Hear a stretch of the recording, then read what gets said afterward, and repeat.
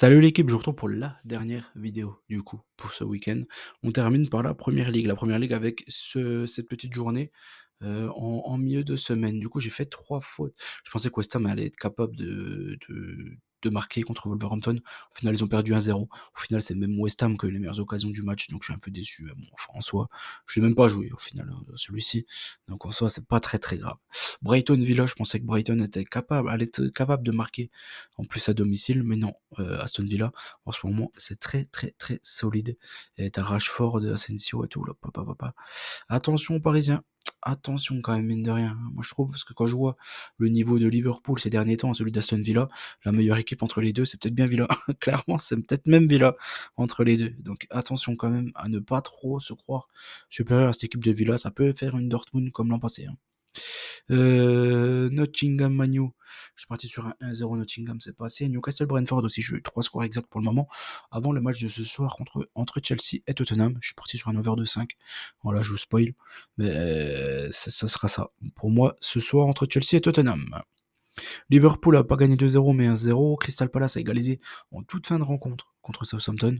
Là, j'ai pas assez pris en compte le match de coupe de cette semaine, je pense, de ce week-end, avec la qualif et tout, pour Crystal, clairement, ils avaient la tête ailleurs contre Southampton, sinon ils les auraient écrasés, bien évidemment. City a pas gagné 3-0 mais 2-0. Et puis Bournemouth n'a pas eu 2-1 mais 1-2. Bournemouth en ce moment, ils font que des contre-performances. Donc voilà, je suis pas vrai du tout surpris. J'avais préféré prendre un over parce que clairement, Bournemouth en ce moment, ils font que des contre-perfs. Donc voilà, ça a donné ça. Ipswich est encore à 9 points de Wolverhampton. Il y a Ipswich et Wolverhampton d'ailleurs ce week-end. Si Wolverhampton gagne, on connaîtra quasiment officiellement les 3 relégables. Si Ipswich gagne, ça relancera certainement la fin de saison. C'est avec 6 points de retard sur Wolverhampton. Restera 7 matchs derrière. Ça sera encore largement possible, clairement.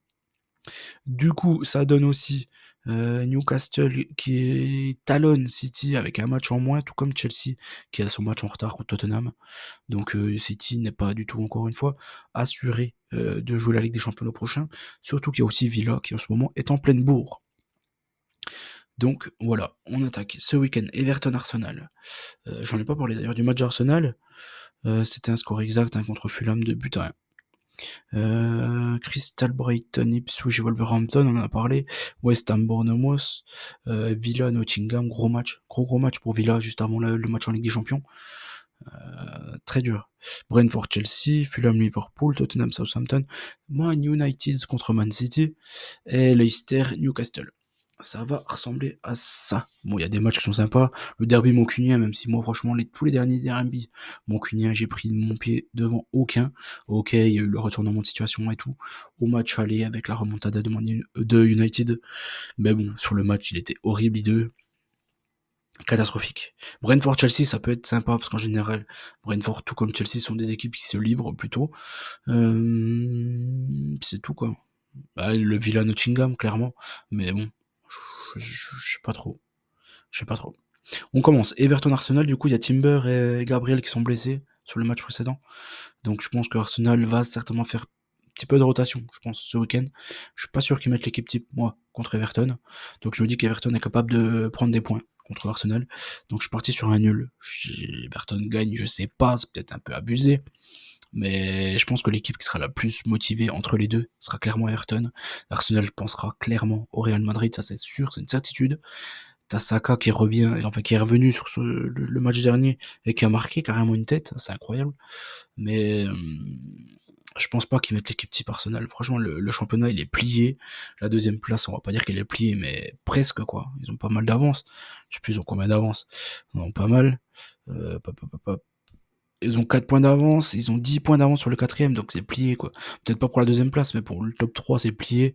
Et entre le deuxième et troisième, il n'y a pas non plus un énorme écart, je pense. Sachant que pour moi, Arsenal, euh, Nottingham a plus de chances de faire une contre-perf ce week-end qu'Arsenal. Donc normalement, au pire même en faisant un nul, ils peuvent limite prendre des points d'avance sur Nottingham. Ce week-end. Crystal contre Brighton, je suis parti sur un nul. Deux équipes qui ont sombré, on va dire, ce milieu de semaine. Crystal faire une contre-perf contre Southampton, je suis désolé, mais c'est sombré. Et Brighton qui s'est pris l'eau contre Villa. Donc voilà, je pense qu'un nul peut relancer quasiment un peu tout le monde. Ipswich contre Wolverhampton. Ipswich contre Wolverhampton, je suis parti sur le fait que le championnat soit plié dès ce week-end. Pour moi, les 3 relégués. Pour moi, Wolverhampton est capable d'aller faire un bon résultat du côté d'Ipswich. J'ai du mal à y croire à ce regain de forme d'Ipswich et sur le fait qu'ils gagnent 2 matchs d'affilée. Clairement, Ipswich un nul, ça tuera leur saison. Donc je pense que si un nul en fin de rencontre, ils vont devoir se livrer. Je pense que Wolverhampton pourra en profiter. Puis même sur le papier, ils ont une meilleure équipe, Wolverhampton, et même dans le jeu, ils ont une meilleure équipe, hein. West Ham contre Bournemouth, je suis parti sur une victoire des Hammers. Pourquoi? Parce que Bournemouth, en ce moment, se fait dézinguer par tout le monde, par la terre entière. Bournemouth, c'est une équipe 2 fois meilleure que West Ham, certainement, mais en ce moment, ils sont nullissimes. Clairement, il y a eu des joueurs qui ont trop performé, je pense.